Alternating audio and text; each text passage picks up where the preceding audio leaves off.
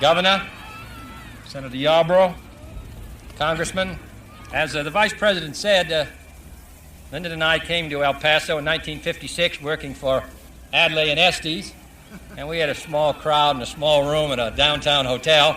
And then we came here in 1960, after the beginning of the campaign of 1960, after a rather slow trip down the California. And I think that the meeting here we had at the airport and the meeting we had the next morning really started the 1960 campaign to that tremendous landslide which swept the Vice President and I into office by 1/10 of 1%.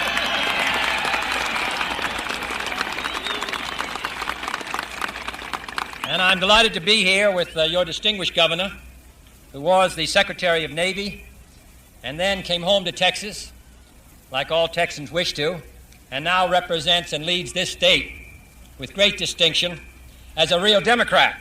So I'm glad to see him. We read a good deal about Texas, and we read a good deal about what's happening down in Texas and all over the United States. And I must say it's a source of encouragement to me, as I'm sure it is to the Vice President, to leave Washington and realize that there are a few Democrats left in Texas, as there are in Massachusetts.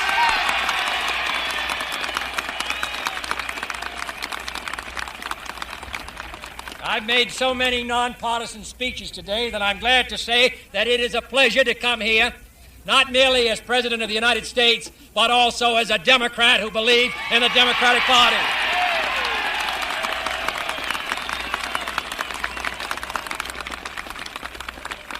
I have watched for 2 years in Washington and in the country, and I know what the Republican Party is against, and I know what the Democratic Party is for, and they are for the same things that made this state of yours and this city of yours and this country of ours, and that's to move forward and build and recognize that change means progress, and progress means the welfare of our people, as it did in the days of Franklin Roosevelt and as it does in 1963.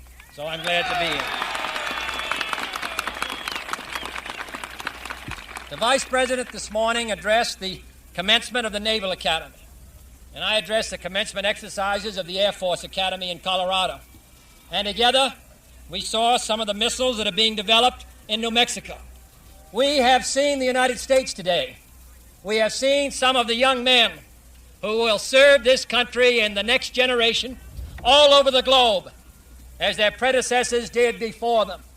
This country was not made by people who sat in their own community and followed their own private interests. Instead, it was made by the men who went to Annapolis and West Point and the Air Force Academy and all the others. And there are 1 million of them today serving this country abroad, serving not only this country, but the cause of freedom. That's what makes this a great country. And I'm glad to leave Washington, D.C., and come to the Pass of the North, El Paso, a part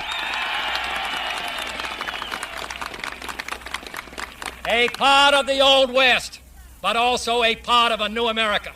I'm proud to be with you. This state and country is going to continue to move forward, and El Paso and Boston will be in the lead. Thank you.